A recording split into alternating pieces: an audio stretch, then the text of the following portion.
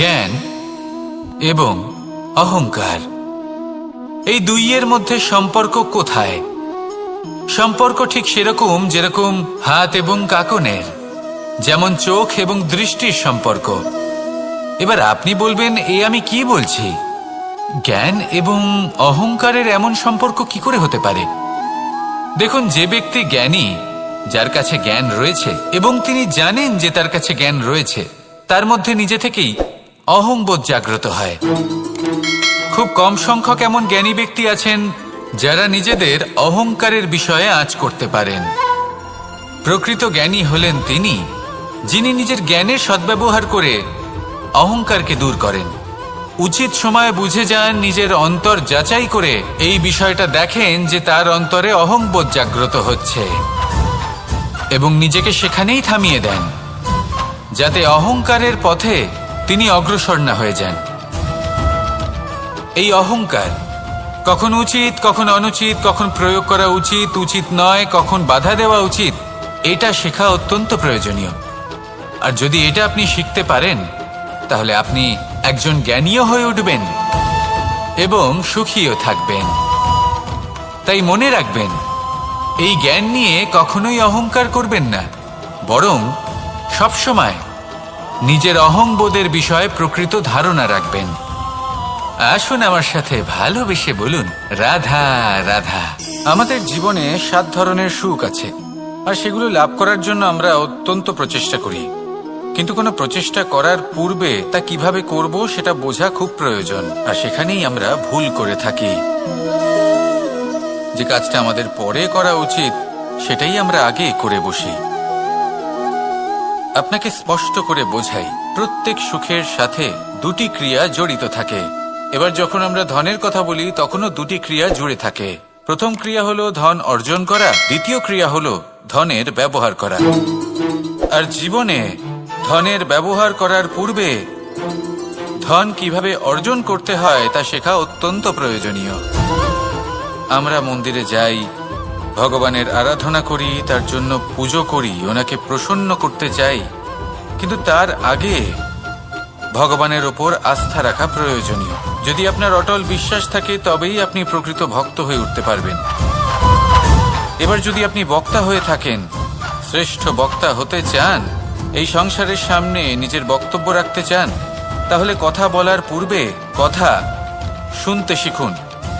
তবেই আপনি একজন শ্রেষ্ঠ বক্তা হয়ে উঠতে পারবেন। জীবনে সম্পর্ক স্থাপন করার আগে সম্পর্ক বজায় রাখতে শিখুন, তবেই আপনি একজন প্রকৃত সাথী হয়ে উঠবেন। জীবনে পরাজয় মানার পূর্বে বিজয়ী হওয়ার চেষ্টা কিভাবে করতে হয় সেটা শিখুন, তবেই আপনি একজন নিপুণ ব্যক্তি হয়ে উঠবেন। অন্তিম এবং সবথেকে গুরুত্বপূর্ণ কথা, জীবনে ভালোবাসা লাভ করার পূর্বে ভালোবাসা প্রদান করতে শিখুন, তবেই আপনি একজন প্রকৃত প্রেমী হয়ে উঠবেন। আসুন আমার সাথে ভালোবেসে বলুন, রাধা রাধা। এই সংসারের সবথেকে বড় যুদ্ধ কোনটা? দেব-অসুরের যুদ্ধ, যা অনেক বছর ধরে চলেছিল, নাকি রাম রাবণের যুদ্ধ, নাকি মহাভারত? না, সংসারের সবথেকে বড় যুদ্ধ হলো সেইটা যা নিজের সাথে লড়া হয়, নিজের মনের সাথে লড়া হয়, নিজের অন্তরের সাথে লড়া হয়। এটাই সবথেকে বড় যুদ্ধ। এবার নিজেই দেখুন, আপনার সবথেকে বড় শত্রুকে, আপনার স্বার্থ, আপনার কামনাগুলি, আপনার অহংকারগুলি, যা আপনাকেই নষ্ট করে দেয়। যদি এদের ওপর আপনি বিজয় লাভ করতে পারেন, তাহলে ধরে নিন এই সংসারে সবার উপরে আপনি বিজয় লাভ করতে পারবেন। এই সংসারে কেউ আপনাকে পরাজিত করতে পারবে না, কিন্তু তার জন্য প্রয়োজন অনুভূতির। অনুভূতি ভালোবাসার, অনুভূতি অনুপ্রেরণার। যে ব্যক্তি ভালোবাসতে পারেন এবং প্রেরণা দিতে পারেন, তিনি চিরকাল জয় লাভ করতে পারেন। নিজের কাছে ভালোবাসার এক অস্ত্র রাখুন আর প্রেরণার এক ঢাল। জীবনে কেউ আপনাকে পরাজিত করতে পারবে না। আসুন আর আমার সাথে ভালোবেসে বলুন, রাধা রাধা। সৌন্দর্য। মানুষ নিজের সৌন্দর্যের বিষয়ে কতটা ভাবে চায় যে সে সব থেকে বেশি রূপবান হবে, সব থেকে বেশি সুন্দর হবে। কিন্তু সৌন্দর্যের পরিভাষা কি তা কি সে জানে? কোনো মাকে জিজ্ঞেস করুন, ওনার জন্য সৌন্দর্যের পরিভাষা ওনার সন্তান। কোনো ভক্তকে জিজ্ঞেস করুন, ওনার জন্য সৌন্দর্যের পরিভাষা ওনার ভগবান। শ্রীরামকে জিজ্ঞেস করুন, ওনার জন্য সৌন্দর্যের পরিভাষা হলো হনুমান। ভাঙা হানু, ফুলে যাওয়া মুখ, দেখতে গেলে উনি বানর, লম্বা লেজ, এত নিরীহ যে ওনাকে অমূল্য মালা দিলে সেটা ছিঁড়ে তার ভেতরে শ্রীরামকে খুঁজছিলেন। কিন্তু ওনার ভাবনা কত সুন্দর। উনি এটা বিশ্বাস করেন যে সংসারের যতই মূল্যবান জিনিস দিয়ে এই মালা তৈরি করা হোক না কেন, যদি এর মধ্যে শ্রীরাম না থাকেন তাহলে এর মধ্যে কোনো অর্থ নেই। সৌন্দর্য রূপে নয়, ভাবনায় নিহিত থাকে। যদি আপনি সৌন্দর্য প্রাপ্ত করতে চান তাহলে তা কর্মে নিয়ে আসুন, ভাবনায় এবং বিচারে নিয়ে আসুন। এই সৌন্দর্য আপনার সাথেই থাকবে। যদি আপনি সৌন্দর্যকে রূপের মধ্যে খোঁজেন তাহলে কিছুক্ষণের জন্য পাবেন, সেই সৌন্দর্য সময়ের সাথে হারিয়ে যাবে। সৌন্দর্য যদি পেতে চান, খুঁজতেই চান, তাহলে হৃদয় খুঁজুন, কর্মে খুঁজুন। মন প্রসন্ন হয়ে বলবে রাধা রাধা। এই সংসারে মানুষ জন্মগ্রহণ করেন, বড় হতে থাকেন, পুরুষার্থ লাভ করেন, অর্জন করেন। অর্জন করা আসলে কি? বেশিরভাগ মানুষ বলেন অর্জন করা অর্থাৎ ধন সম্পত্তি অর্জন করা। আর কি অর্জন করা যায়? আর কি লাভ করা যায়? আসল প্রশ্ন হলো এটাই যে কি এমন আছে যা বাস্তব রূপে অর্জন করার যোগ্য। তা হলো ব্যবহার, জ্ঞান এবং সন্তোষ। কেন? কারণ আপনি যখন এই সংসার ছেড়ে চলে যাবেন তখন আপনার ধন সম্পত্তি আপনাকে বিদায় জানাতে আসবে না। আপনাকে বিদায় জানাতে আসবে আপনার আপনজন, যাদের সাথে আপনার সুসম্পর্ক ছিল। সমগ্র সংসারে সহস্র মানুষ ধন অর্জন করে থাকেন। শ্রেষ্ঠ মানুষ হলেন তিনি যিনি ব্যবহার, জ্ঞান এবং সন্তোষ অর্জন করে থাকেন, একে সকলের মধ্যে বিতরণ করেন। তাই এটাই করুন আর আমার সাথে ভালোবেসে বলুন রাধা রাধা। সেই কখন থেকে এই পুস্তকটিকে দেখছি, কিন্তু এর থেকে আমি কোনো জ্ঞান লাভ করতেই পারছি না। এবার আপনি বলবেন যে আজ কেমন বিচিত্র কথা বলছি আমি। যদি এই পুস্তক থেকে আমাকে জ্ঞান লাভ করতে হয় তাহলে শুধুই তাকিয়ে থাকলে হবে না। আমাকে এই পুস্তককে খুলতে হবে, পড়তে হবে, তাকে বুঝতে হবে, তবেই তো জ্ঞান প্রাপ্তি হবে। বড়ই সহজ একটা ব্যাপার, কিন্তু একে যাপন করা অত্যন্ত কঠিন, তাই না? আপনি নিজেকেই দেখে নিন। আপনার কাছে অনেক জ্ঞান রয়েছে। সহজ থেকে সহজতর জ্ঞানের কথা যদি বলি, আপনি এটুকু তো জানেন যে সত্যি কথা বলা ভালো কাজ, দান করা হলো পুণ্যের কাজ। আপনি জানেন যে পরিশ্রম করলে সাফল্য আসবে। এই জ্ঞান তো আমাদের কাছে রয়েছে, এমন অনেক জ্ঞান আমাদের কাছে রয়েছে, কিন্তু আলস্যের কারণে, অবহেলা করে আমরা শুধু এই জ্ঞান প্রয়োগ করতে পারি না, এই জ্ঞান যাপন করতে পারি না, একে আচরণে প্রয়োগ করতে পারি না, সেই জন্য দুঃখী হয়ে যাই। তাই আপনার কাছে যা যা জ্ঞান আছে, যা যা জ্ঞান আপনি লাভ করেছেন, সেই জ্ঞান যাপন করা শুরু করুন, জীবনে প্রয়োগ করতে শুরু করুন।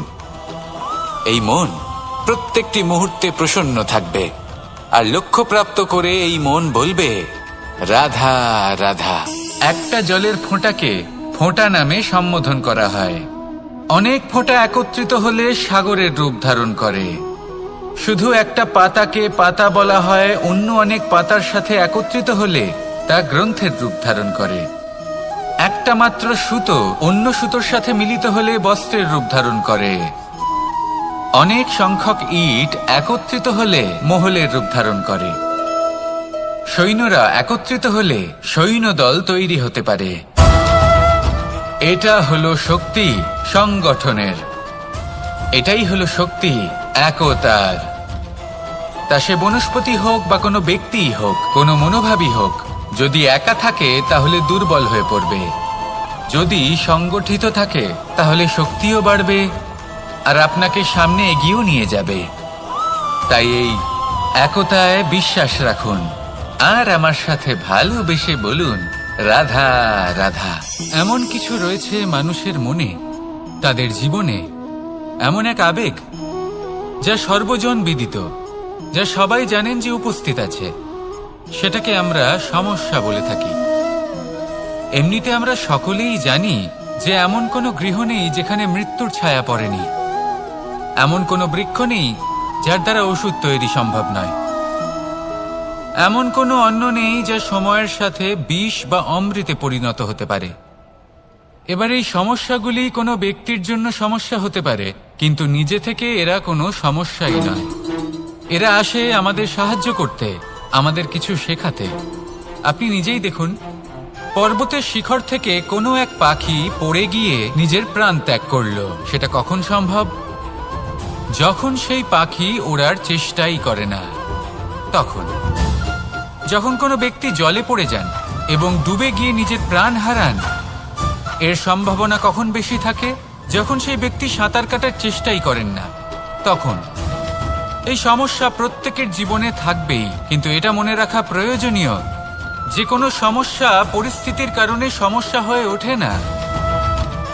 এই পরিস্থিতি যখন আমাদের সামনে আসে, আমাদের তা কঠিন মনে হয়, আমরা নতমস্তক হয়ে পড়ি, ভয়ভীত হয়ে পড়ি, তার সম্মুখীন হতে পারি না।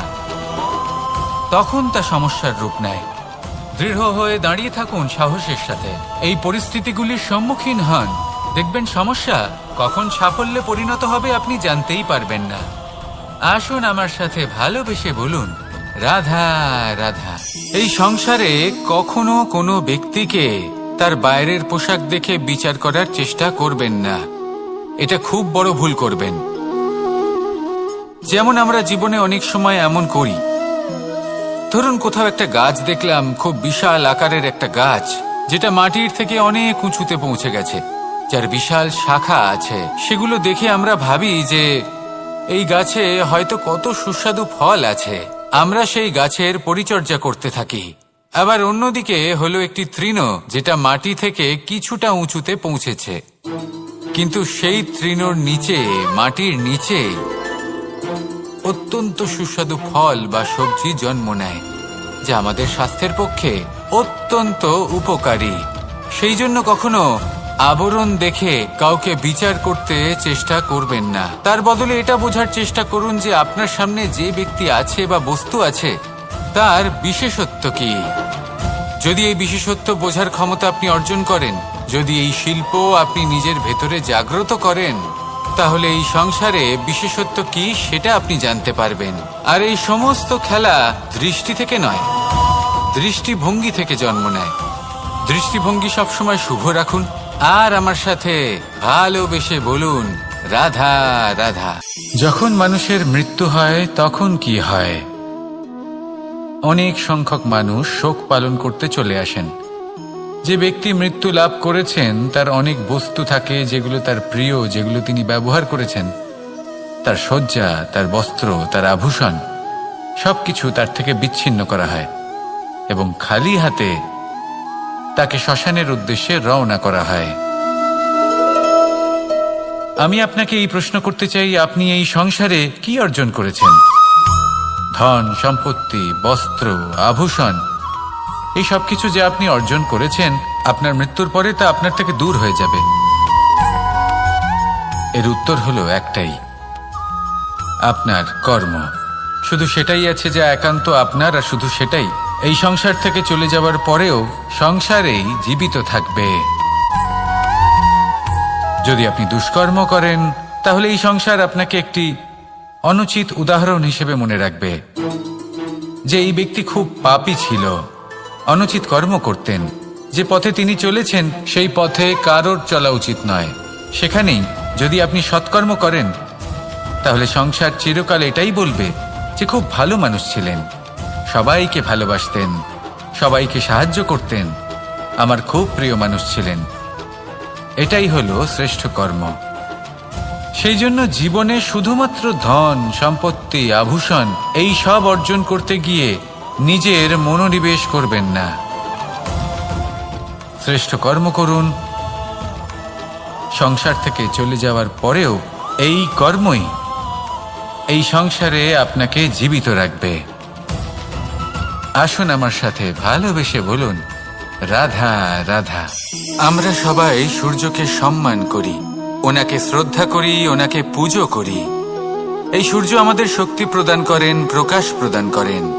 কখনো কখনো উষ্ণতা এতটাই বাড়িয়ে তোলেন, এতটাই তপ্ত করে তোলেন, আমাদের একথা মনে হয় যে আমাদের এই শরীর জ্বলে যাচ্ছে। তখনও আমরা বিরোধিতা করি না, তাকে কটু কথা শোনাই না, আমরা সসম্মানে তা গ্রহণ করি। কেন কেন করি? কারণ আমরা জানি যে সন্ধেবেলা যখন সূর্যাস্ত হবে তখন শুধুমাত্র অন্ধকার বাকি থাকবে। ঠিক কিছুটা এরকমই হয় আমাদের মাতা পিতাও, যিনি আমাদের জন্ম দেন, আমাদের ভরণ পোষণ করেন, আমাদের বড় করেন, আমাদের প্রেম প্রদান করেন। কখনো কখনো তাদের মুখ থেকে কটু কথা নিঃসৃত হয়, আমাদের দুঃখ হয়, কিন্তু তখন আমাদের এটা বোঝা উচিত এগুলি নিঃসৃত হচ্ছে আমাদেরই মঙ্গলের জন্য। যেমন সূর্যদেব, উনিও উত্তাপ দিয়ে থাকেন আমাদেরই মঙ্গলের জন্য, যাতে ফসল পাকতে পারে, যাতে জল বাষ্প হয়ে মেঘ হতে পারে, বৃষ্টি হতে পারে, আর এই সংসারে নিরন্তর জলের প্রবাহ থাকে। আমাদের মাতা পিতা, তাদের কঠোর আচরণ, তাদের কঠোর অনুশাসনের পেছনে লুকিয়ে থাকে ওনাদের ভালোবাসা। আমাদের তা বুঝতে হবে, সসম্মানে ওনাদের গ্রহণ করতে হবে। কারণ ঠিক সূর্যাস্তের পরে যেমন চতুর্দিক অন্ধকারচ্ছন্ন হয়ে যায়, তেমনি আমাদের জীবন থেকে যখন আমাদের মাতা পিতা চলে যায় তখন আমাদের জীবনেও শুধু এবং শুধুমাত্র অন্ধকারই ছেয়ে থাকে। সেই জন্য নিজের মাতা পিতাকে সম্মান করুন, ওনাদের ভালোবাসা প্রদান করুন। এই মন আর এই জীবন প্রসন্ন হয়ে বলবে, রাধা রাধা। পরিস্থিতি কখনো এটা ভালো থাকে, আবার কখনো মন্দ হয়ে যায়। কখনো এই পরিস্থিতি আমাদের পক্ষে থাকে, আর কখনো এই পরিস্থিতি অনুযায়ী আমাদের চলতে হয়। কোনো বিকল্প থাকে না। কিন্তু যখনই এই পরিস্থিতি খারাপ হয়ে যায় তখন কি করা উচিত সেই প্রশ্ন মনে জেগে ওঠে। পরিস্থিতি যখন প্রতিকূল হয় তখন আমরা কিছু হারালে তা হারিয়ে ফেলি, ঠিক আছে, কিন্তু যা বাকি আছে সেটা আমরা আগলে রাখতে পারি। পরিস্থিতিকে সামলে রাখার চেষ্টা আমরা অবশ্যই করতে পারি, শুধু সেটুকুই আমাদের হাতে রয়েছে।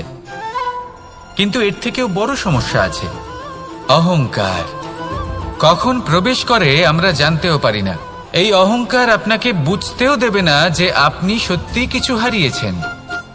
আপনার কিছুই যাবে আসবে না। দেখতে গেলে আকাশের সূর্য নিজের প্রকাশ হারিয়ে ফেলে যখন অন্ধকার ঘনিয়ে আসে। তাহলে আমরা কে হই? ওনার সামনে তো কিছুই নই। এই অহংকার আমাদের দমন করতেই হবে। এটা বিশ্বাস করতে হবে যে এই সমগ্র সৃষ্টিতে আমরা শুধুমাত্র একটা কণা, তার থেকে বেশি আর কিছুই নয়। বিশ্বাস করতে হবে যে আমরা ততটাও বড় নই যে কখনোই কিছুই হারাবো না। এবার যেদিন এই জ্ঞান আপনি আত্মস্থ করে নিজের আচরণ পাল্টাবেন, মনে রাখবেন সেই দিনই অহংকারকে দমন করতে আপনি পথে অগ্রসর হয়ে পড়েছেন। এই অহংকারকে দমন করুন আর আমার সাথে ভালোবেসে বলুন, রাধা রাধা। আমি দ্বারকাধীশ এবং আমার সভাতে বিভিন্ন সময় বিভিন্ন ধরনের মানুষ আসেন, নিজেদের দাবি নিয়ে, নিজেদের ইচ্ছে নিয়ে। কখনো কেউ ভোজন চান, আবার কখনো কেউ ওষুধ, কখনো কেউ বস্তু চান, কেউ আবার চান বস্ত্র। কারোর জ্ঞান চাই, কারোর ধন চাই, আবার কারোর বাসস্থান। অনেক সময় আমি এই অনুরোধ, এই ইচ্ছে পূর্ণ করি না।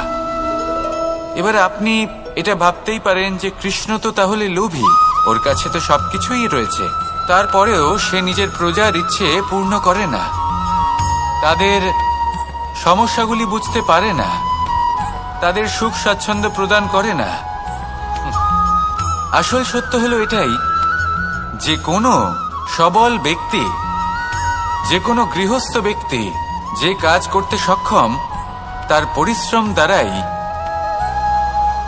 নিজের প্রয়োজনগুলি এবং ইচ্ছেগুলি পূরণ করা উচিত। এটা অত্যন্ত প্রয়োজনীয়। আর এগুলো তিনি করতে পারেন শিল্প, ব্যবসা, আচরণ অথবা জ্ঞানের ভিত্তিতে।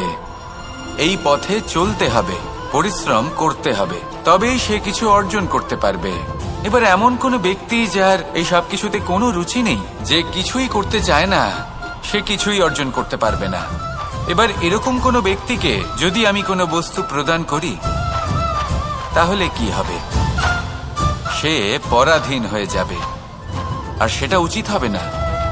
যখনই দান করবেন তা ভাবনা চিন্তা করে এমনভাবে দান করবেন যাতে সামনের ব্যক্তি স্বাধীন হতে পারেন, পরাধীন নয়। আসুন আমার সাথে ভালোবেসে বলুন, রাধা রাধা। আমরা সকলে শক্তি অনুভব করতে চাই। এবার যদি আপনাকে জিজ্ঞেস করা হয় যে সবথেকে বেশি শক্তির অনুভব কোথা থেকে করা সম্ভব, তখন কেউ কেউ বলবেন পুষ্টিকর আহার গ্রহণ করলে, ব্যায়াম করলে, কেউ বলবেন ধন লাভ করলে, বন্ধুদের থেকে, পরিবারের থেকে, আদি ইত্যাদি। এইভাবে আপনি শক্তির অনুভব অবশ্যই করতে পারেন, কিন্তু সবথেকে বেশি শক্তির অনুভব যদি আপনি করতে চান, তাহলে তা পাবেন শুধু একতার দ্বারা, সংগঠনের দ্বারা। যদি আপনাকে উদাহরণ দিই, নিজের এই হাতটাকে দেখুন, 5টা আঙুল রয়েছে। কোনো একটা বস্তুকে নিজের একটা আঙুল দ্বারা তুলে ধরার চেষ্টা করে দেখুন, বড়ই কষ্ট হবে। তখন আপনি বুঝতে পারবেন যখন এই 5টি আঙুল একত্রিত হয় তখন কোনো কাজ কতটা সহজ হতে পারে। এটাই হলো শক্তি, একতার। সব থেকে ভালো উদাহরণ যদি আপনাকে দিই, তাহলে বাঁশি। এই বাঁশি থেকে অত্যন্ত মধুর সুর নির্গত হয়, যা সবার মন প্রসন্ন করে দেয়। এই কথা সত্যি, কিন্তু এই বাঁশি আমি একটা বা দুটো আঙুল দিয়ে বাজাতে পারবো না। আমাকে প্রত্যেকটা আঙুল ব্যবহার করতেই হবে, তবেই এর থেকে মধুর সুর নির্গত হবে, যা সকলকে প্রসন্ন করবে। ঠিক কিনা? ঠিক এইভাবেই যদি আপনি চান যে আপনার জীবনরূপী বাঁশি থেকেও মধুর সুর নির্গত হোক বা সবার মনকে প্রসন্ন করে তুলুক, তাহলে আপনাকেও জীবনে একতা নিয়ে আসতেই হবে। আপনি একাও কর্ম করতে পারেন, পথ চলতেও পারেন, সামনেও এগোতে পারেন, সাফল্যও লাভ করতে পারেন। কিন্তু যখন সকলে একসাথে এগোবেন, সেই পথে চলবেন, সেই কর্মই করবেন, তখন লক্ষ্যে অবশ্যই পৌঁছবেন, সাফল্য অবশ্যই লাভ করবেন। কিন্তু সেই সাফল্য এবং তার আনন্দর সংমিশ্রণটাই একটু অন্যরকম হবে। তাই জীবনে ঐক্যবদ্ধ হন, একসাথে মিলে এগোতে থাকুন, আর আমার সাথে ভালোবেসে বলুন, রাধা রাধা। এই জীবন কিভাবে বদলানো সম্ভব? কিছু মানুষ বলেন যে নিরন্তর কাজ করলে, পুরুষার্থ পালন করলে এই জীবন বদলে ফেলা সম্ভব। আজ আমি আপনাকে বোঝাবো যে এক মুহূর্ত, সময় আর সিদ্ধান্ত কতটা গুরুত্বপূর্ণ হয়। এক মুহূর্তই যথেষ্ট। একটা মুহূর্ত এত শক্তিশালী হতে পারে যে তা আপনার সমগ্র জীবন পাল্টে দিতে পারে। এমন এক সময় ছিল শ্রীরামের কাছে, যখন ওনাকে সিদ্ধান্ত নিতে হয় যে উনি নিজের পিতার আদেশ পালন করতে বনবাসে যাবেন নাকি যাবেন না। উনি সেই আদেশ পালন করেছিলেন, তারপর সময় অনুসারে উপযুক্ত সিদ্ধান্ত নিলেন। আর আজ সকলের মনে বসবাস করেন শ্রীরাম। আর অন্যদিকে আছে রাবণ। ওনার কাছে একটা সময় ছিল, একটা সুযোগ ছিল নিজের প্রারব্ধকে শুভ করে তোলার। উনি ভুল করলেন আর মৃত্যু লাভ করলেন। নির্বাচন সবসময় আপনার হাতে, শুধু আপনাকে সময়কে বুঝতে হবে, সেই মুহূর্তকে বুঝতে হবে আর উচিত সিদ্ধান্ত নিতে হবে, ব্যাস। বুঝতে শিখুন এই সময়ের দাবি কি, বুঝতে শিখুন এই সময়ের ইচ্ছে কি, আর উচিত সিদ্ধান্ত নিন। আর আমার সাথে ভালোবেসে বলুন, রাধা রাধা। জ্ঞান এবং অহংকার, এই দুইয়ের মধ্যে সম্পর্ক কোথায়? সম্পর্ক ঠিক সেরকম যেরকম হাত এবং কাকনের, যেমন চোখ এবং দৃষ্টির সম্পর্ক। এবার আপনি বলবেন, আমি কি বলছি? জ্ঞান এবং অহংকারের এমন সম্পর্ক কি করে হতে পারে? দেখুন, যে ব্যক্তি জ্ঞানী, যার কাছে জ্ঞান রয়েছে এবং তিনি জানেন যে তার কাছে জ্ঞান রয়েছে, তার মধ্যে নিজে থেকেই অহংবোধ জাগ্রত হয়। খুব কম সংখ্যক এমন জ্ঞানী ব্যক্তি আছেন যারা নিজেদের অহংকারের বিষয়ে আঁচ করতে পারেন। প্রকৃত জ্ঞানী হলেন তিনি, যিনি নিজের জ্ঞানের সদ্ব্যবহার করে অহংকারকে দূর করেন। উচিত সময়ে বুঝে যান, নিজের অন্তর যাচাই করে এই বিষয়টা দেখেন যে তার অন্তরে অহংবোধ জাগ্রত হচ্ছে এবং নিজেকে সেখানেই থামিয়ে দেন, যাতে অহংকারের পথে তিনি অগ্রসর না হয়ে যান। এই অহংকার কখন উচিত, কখন অনুচিত, কখন প্রয়োগ করা উচিত, উচিত নয়, কখন বাধা দেওয়া উচিত, এটা শেখা অত্যন্ত প্রয়োজনীয়। আর যদি এটা আপনি শিখতে পারেন, তাহলে আপনি একজন জ্ঞানীও হয়ে উঠবেন এবং সুখীও থাকবেন। তাই মনে রাখবেন, এই জ্ঞান নিয়ে কখনোই অহংকার করবেন না, বরং সবসময় নিজের অহংবোধের বিষয়ে প্রকৃত ধারণা রাখবেন। আসুন আমার সাথে ভালোবেসে বলুন, রাধা রাধা। আমাদের জীবনে 7 ধরনের সুখ আছে, আর সেগুলো লাভ করার জন্য আমরা অত্যন্ত প্রচেষ্টা করি। কিন্তু কোনো প্রচেষ্টা করার পূর্বে তা কিভাবে করব সেটা বোঝা খুব প্রয়োজন, আর সেখানেই আমরা ভুল করে থাকি। যে কাজটা আমাদের পরে করা উচিত সেটাই আমরা আগে করে বসি। আপনাকে স্পষ্ট করে বোঝাই, প্রত্যেক সুখের সাথে 2টি ক্রিয়া জড়িত থাকে। এবার যখন আমরা ধনের কথা বলি, তখনও 2টি ক্রিয়া জুড়ে থাকে। প্রথম ক্রিয়া হলো ধন অর্জন করা, দ্বিতীয় ক্রিয়া হলো ধনের ব্যবহার করা। আর জীবনে ধনের ব্যবহার করার পূর্বে ধন কিভাবে অর্জন করতে হয় তা শেখা অত্যন্ত প্রয়োজনীয়।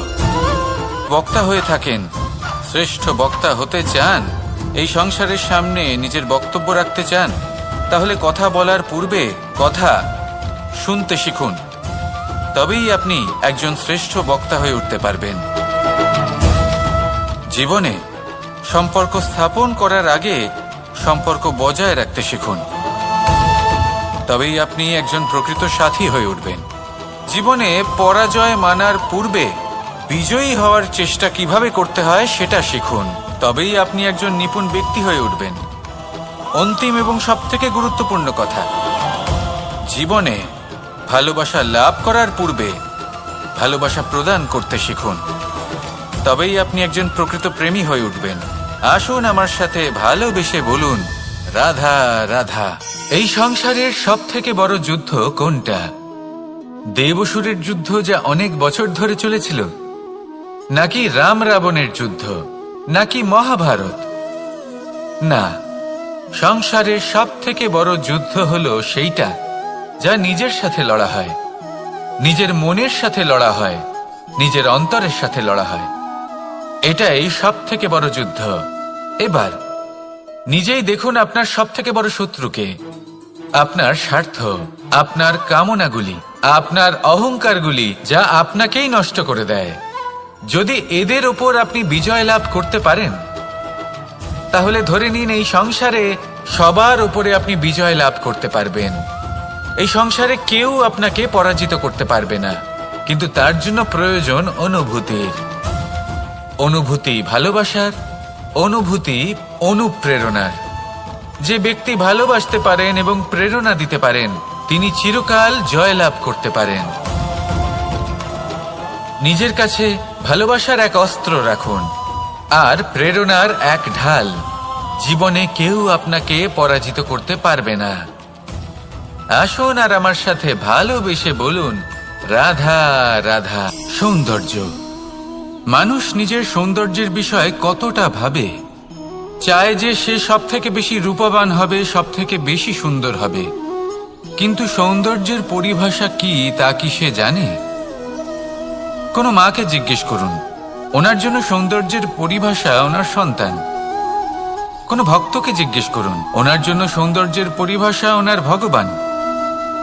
শ্রীরামকে জিজ্ঞেস করুন, ওনার জন্য সৌন্দর্যের পরিভাষা হলো হনুমান।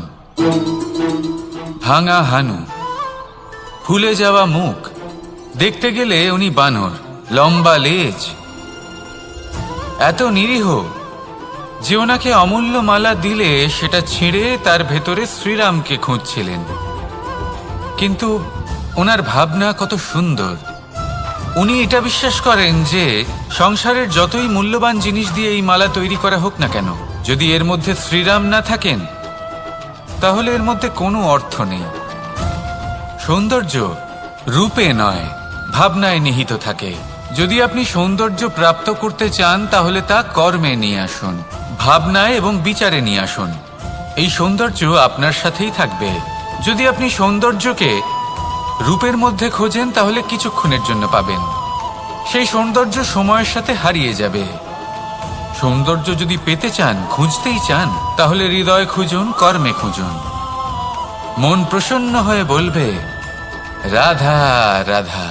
এই সংসারে মানুষ জন্মগ্রহণ করেন, বড় হতে থাকেন, পুরুষার্থ লাভ করেন, অর্জন করেন। অর্জন করা আসলে কি? বেশিরভাগ মানুষ বলেন অর্জন করা অর্থাৎ ধন সম্পত্তি অর্জন করা। আর কি অর্জন করা যায়? আর কি লাভ করা যায়? আসল প্রশ্ন হলো এটাই যে কি এমন আছে যা বাস্তব রূপে অর্জন করার যোগ্য।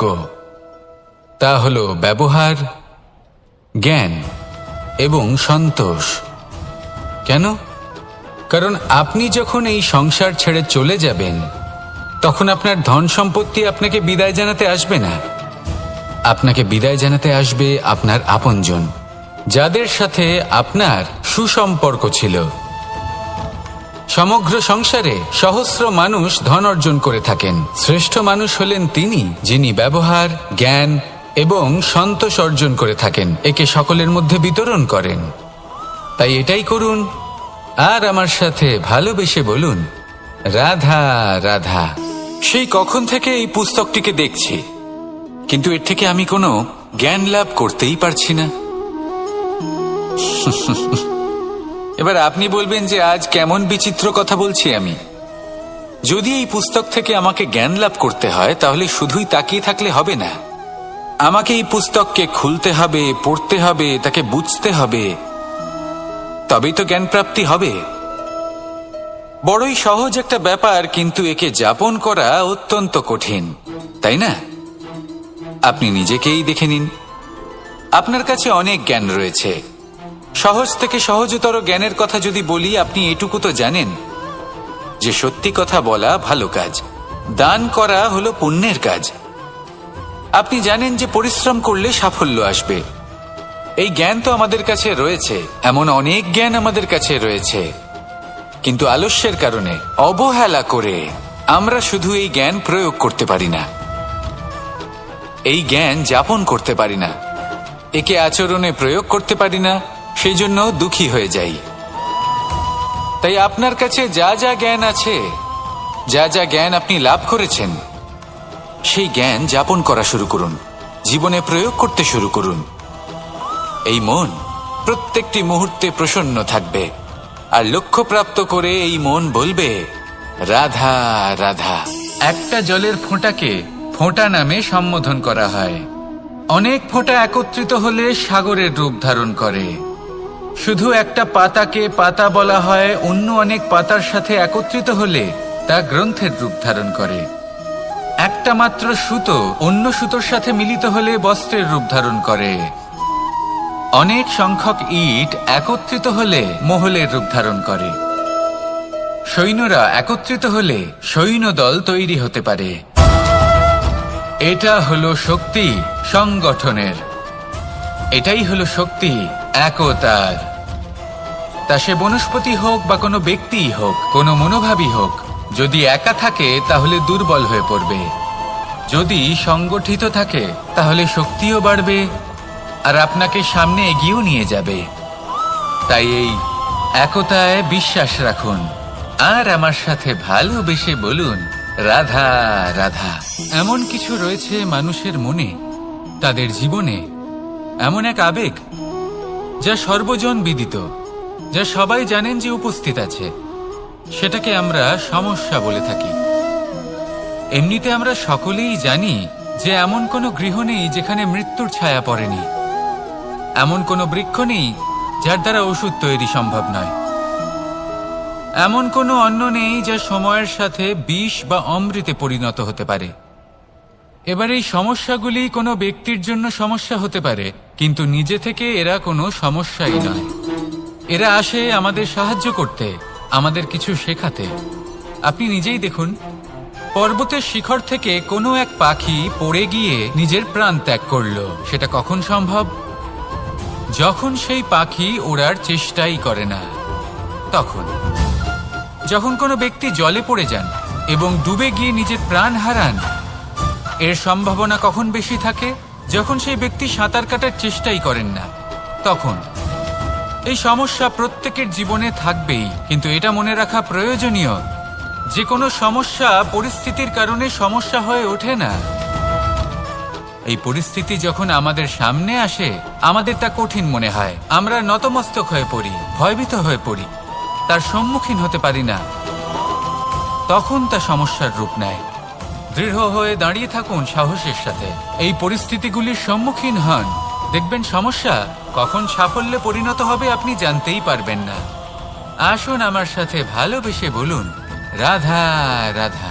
এই সংসারে কখনো কোনো ব্যক্তিকে তার বাইরের পোশাক দেখে বিচার করার চেষ্টা করবেন না। এটা খুব বড় ভুল করবেন।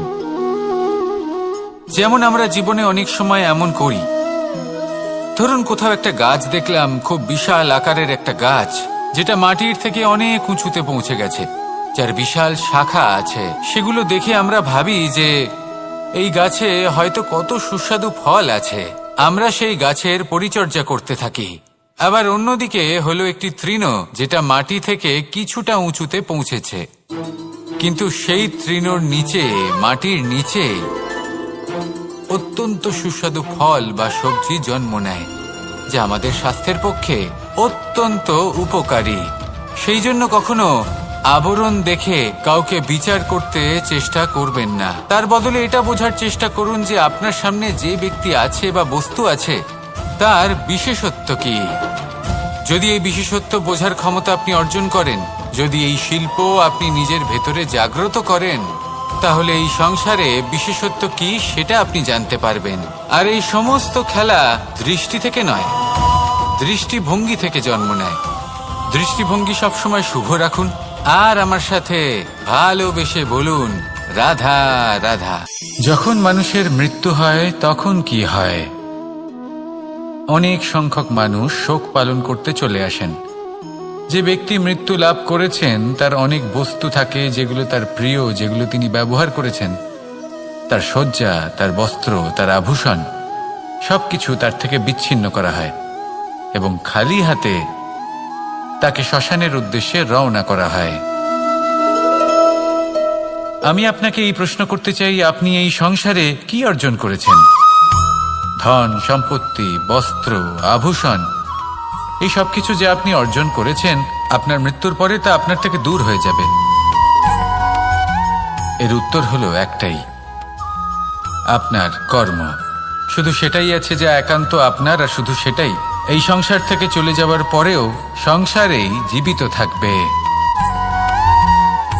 যদি আপনি দুষ্কর্ম করেন, তাহলে এই সংসার আপনাকে একটি অনুচিত উদাহরণ হিসেবে মনে রাখবে যে এই ব্যক্তি খুব পাপী ছিল, অনুচিত কর্ম করতেন। যে পথে তিনি চলেছেন সেই পথে কারোর চলা উচিত নয়। সেখানেই যদি আপনি সৎকর্ম করেন, তাহলে সংসার চিরকাল এটাই বলবে যে খুব ভালো মানুষ ছিলেন, সবাইকে ভালোবাসতেন, সবাইকে সাহায্য করতেন, আমার খুব প্রিয় মানুষ ছিলেন। এটাই হলো শ্রেষ্ঠ কর্ম।